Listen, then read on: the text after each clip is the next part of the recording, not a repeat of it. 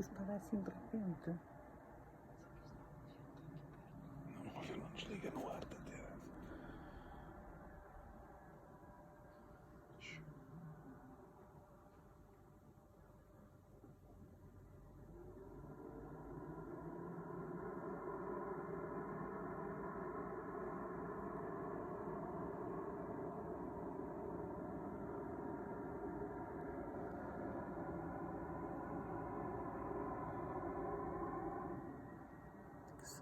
Parece um ar-condicionado.